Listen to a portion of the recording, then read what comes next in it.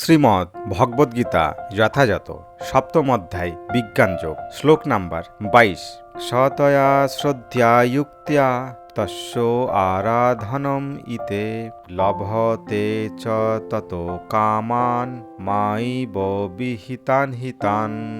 শব্দার্থ স তিনি, তয়া সেই, শ্রদ্ধা সহকারে যুক্ত হয়ে, তস্য তার, আরাধনা ইহতে প্রয়াস করেন, লভতে লাভ করেন, চ এবং তত তার থেকে, কামনাসমূহ, ময়া আমার দ্বারা, কেবল, বিহিত হি অবশ্যই, তান সেই। অনুবাদ: সেই ব্যক্তি শ্রদ্ধাযুক্ত হয়ে সেই দেবতার আরাধনা করেন এবং সেই দেবতার কাছ থেকে আমরাই দ্বারা বিহিত কাম্য বস্তু অবশ্যই লাভ করেন এবং সেই দেবতার কাছ থেকেই আমারই দ্বারা বিহিত কাম্য বস্তু অবশ্যই লাভ করেন। তাৎপর্য: ভগবানের অনুমতি ছাড়া দেবদেবীরা তাদের ভক্তদের কোন রকম বরদান করে পুরস্কৃত করতে পারেন না। সবকিছুই যে পরমেশ্বর ভগবানের সম্পত্তি সেই কথা জীব ভুলে যেতে পারে, কিন্তু দেবতারা তা ভোলে না। তাই বিভিন্ন দেবদেবীর পূজা করে কামনা বাসনা চরিতার্থ করা পরমেশ্বর ভগবান শ্রীকৃষ্ণেরই ব্যবস্থা অনুসারে সাধিত হয়। এই ব্যাপারে দেবদেবীরা হচ্ছেন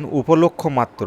অল্প বুদ্ধি সম্পন্ন মানুষেরা সেই কথা জানে না, তাই তারা কিছু সুবিধা লাভের জন্য নির্বোধের মতো বিভিন্ন দেবদেবী শরণাগত হয়। কিন্তু শুদ্ধ ভগবত ভক্তের যখন কোনো কিছুর প্রয়োজন হয় তখন তিনি কেবল পরমেশ্বর ভগবানের কাছে সেই জন্যে প্রার্থনা করেন। জড়জাগতিক সুযোগ সুবিধা প্রার্থনা করা যদিও শুদ্ধ ভক্তের লক্ষণ নয়, কিন্তু জীব মাত্রই দেবতাদের শরণাপন্ন হয়, কারণ তারা কামনা চরিতার্থ করার জন্য মত্ত হয়ে থাকে। এটি তখনই হয় যখন সে কোনো ভ্রান্ত অনর্থ কামনা করে, যার প্রতি ভগবান নিজে করে না। শ্রী চৈতন্য চরিতামৃত গ্রন্থে বলা হয়েছে যে যদি কেউ ভগবানের আরাধনা করে সেই সঙ্গে জড়সুখ কামনা করে তবে তা পরস্পর বিরোধী ও অসঙ্গত। পরমেশ্বর ভগবানের সেবা আর দেবদেবীর উপাসনা একই পর্যায়ে হতে পারে না, কারণ দেব উপাসনা হচ্ছে প্রাকৃত আর ভগবত ভক্তি হচ্ছে সম্পূর্ণরূপে অপ্রাকৃত। যে জীব তার যথার্থ আলয় ভগবত ধামে ফিরে যেতে চায় তার কাছে জাগতিক কামনা বাসনাগুলি হচ্ছে এক জাগতিক প্রতিবন্ধক। তাই শুদ্ধ ভগবত ভক্তকে ভগবান জাগতিক